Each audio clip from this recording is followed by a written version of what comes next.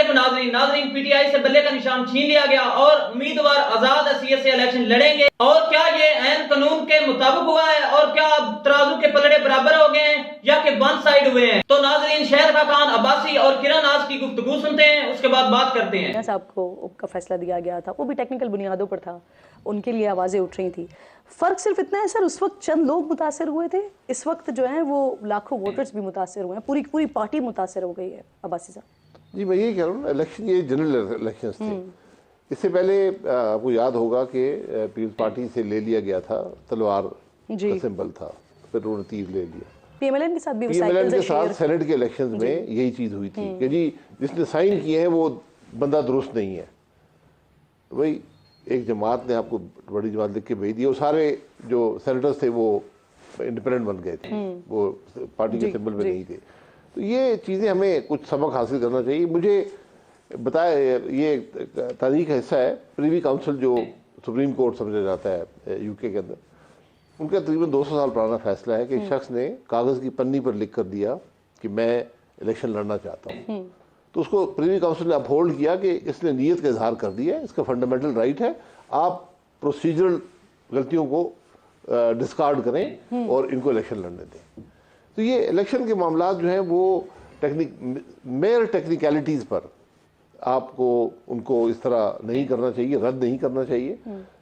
लेकिन मैं जो पीटीआई के हज़रात थे, जो उनको भी कुछ सोचना चाहिए था कि भाई कोई डॉक्यूमेंटेशन तो हो कि आप प्रूव कर सकें कि भाई वाकई इलेक्शन हुए हैं, ये साहब जिन्होंने साइन किया है वाकई चेयरमैन है या नहीं है।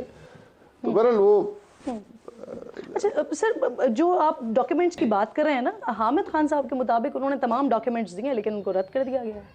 नहीं, जो मैं तो वो देखा नहीं है, जो टीवी पर आया सारी कवरेज, चीफ जस्टिस साहब ने बार बार मांगा कि ये डॉक्यूमेंट है, ये डॉक्यूमेंट है, ये डॉक्यूमेंट है, तो वो नहीं दे पाए। उनका जी नहीं है।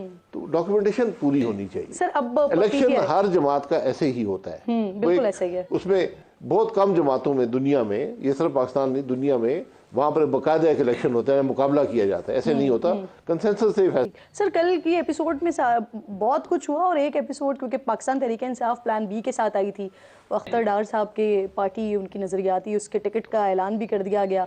फिर अचानक से वो आते हैं, प्रेस कॉन्फ्रेंस करते हैं, बताते हैं कि फ्रॉड हो गया है, फौजरी हो गई है, उनके टिकट पे वो पता नहीं 2016 के 17 के कब के टिकट्स थे, उसको ले जाकर जो है वो जमा करवाया जा रहा है, फिर उन्होंने कोई एक्शन भी नहीं लेना।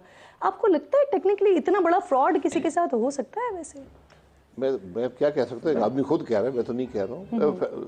प्रेस कॉन्फ्रेंस अगर आजकल फैशनेबल है प्रेस कॉन्फ्रेंसेस, तो कोई बात नहीं है। डार साहब ने भी कर दी, वो अख्तर डार नाम, ये ना वो कंफ्यूज रहे, डार साहब दूसरे, हमारे डार साहब। ठीक। अच्छा सर, मियाँ साहब की जिस तरह से जिस अंदाज में वापसी हुई है, अब्बासी साहब क्या समझते हैं, ऐसी वापसी होनी चाहिए थी? क्या मियाँ साहब की वापसी किसी डील का नतीजा है?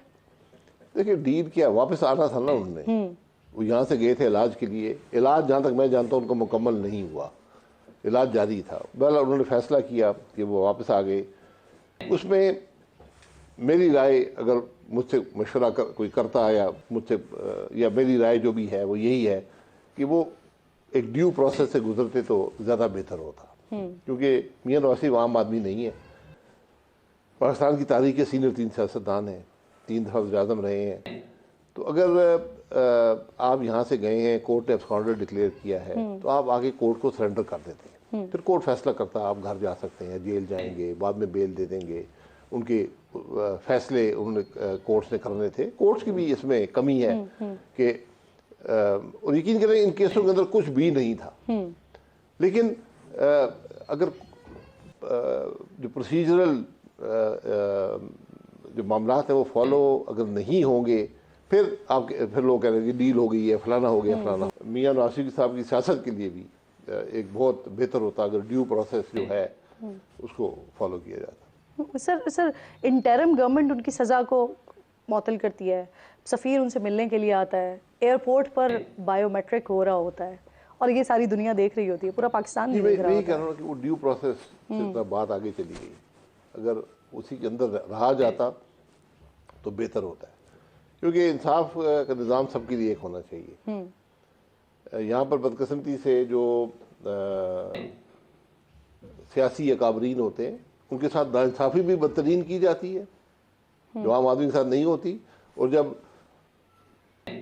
नाम निहाद इंसाफ दिया जाता है, उस नाइंसाफी को ख़त्म करने के लिए, वो भी अजीब तरीके से होता है।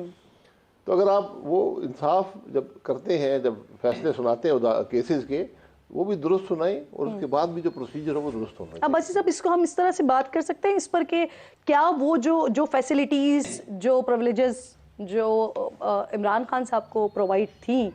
तो नाज़रीन, शहर का खाना बासी का कहना था कि फैसला बिल्कुल बराबर नहीं हुआ, लेकिन पीटीआई भी अपने डॉक्यूमेंट्स नहीं दिखा सकी।